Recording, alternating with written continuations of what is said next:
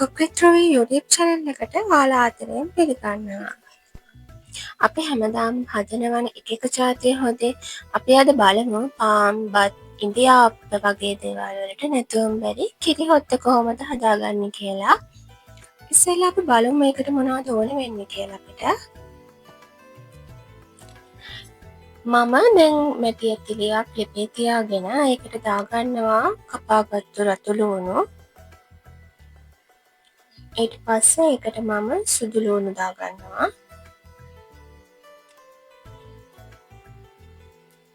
ඊට පස්සේ අම්මිරිස් කරල් දෙකක්, කුරුඳු පුතු කැබැල්ලක්, ගොරකස අල්පයක්, රම්පය, කරපිංචා. ඊට පස්සේ මම එකට දාගන්නවා කහ කුඩු තේ හැඳි කාලක්, අමුතුන පහ, උළුහල් තේ හැඳි කාලක්, රසානුව ලුණු. මම මේකට පොල් බෑයක කිරි තමයි ගන්නේ. ඉස්සෙල්ලා මිටි කිරි ටික අපි වෙනම අරන් තියාගෙන මේකට දැන් ඉස්සෙල්ලා දාගන්නේ දිය කිරි. දිය කිරින් තමයි මේක 3-5 ටික තම්බ ගන්නේ.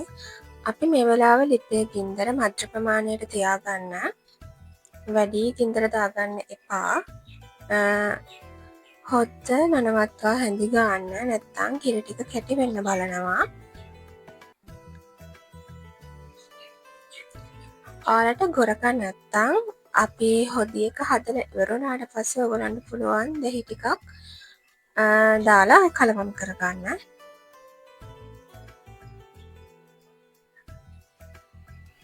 ඔයාලා මාව තාම සබ්ස්ක්‍රයිබ් කරලා නැත්නම් මාව අනිවාර්යෙන් සබ්ස්ක්‍රයිබ් කරලා තියාගන්න. ඊට එහා පැත්තේ තියෙන බෙල් අයිකන් එකත් ඕල් දාලා තියාගන්න.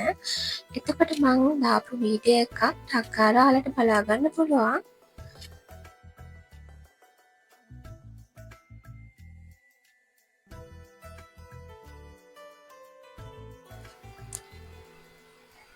අපේ කිරි හොද්ද දැන් හොඳට හැදීගෙන ඉන්නේ. මම දැන් මේකට මිටි කිරි ටික තමයි දාගන්න යන්නේ.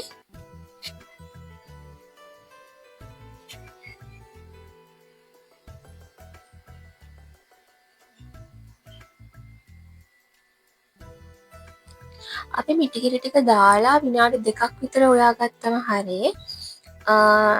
මිටි කිරි දාලත් හොඳට කලවම් කර කර හැඳි ගන්න, නැත්නම් කිරි ටික ටක් ගාලා කැටි වෙන්න බලනවා.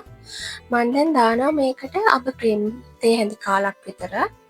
එතකොට තවත් අපේ කිරි හොදි එක උකු ගතියක් වෙනවා. හරිම රසයි.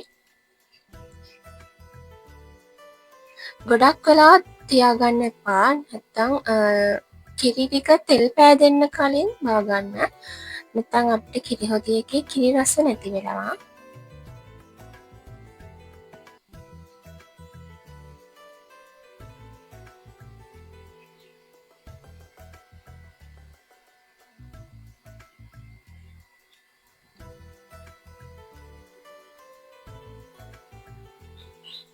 දැන් මගේ කිරි හොත්ත ඉදිලා තියෙන්නේ.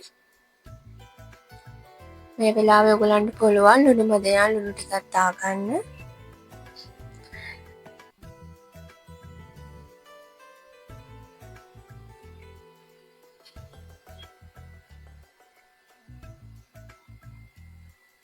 ඔයාලත් මේ වගේ කිරි හොදි එකක් හදලා මට කමෙන්ට් කරගෙන යන්න කොහොමද රස කියලා.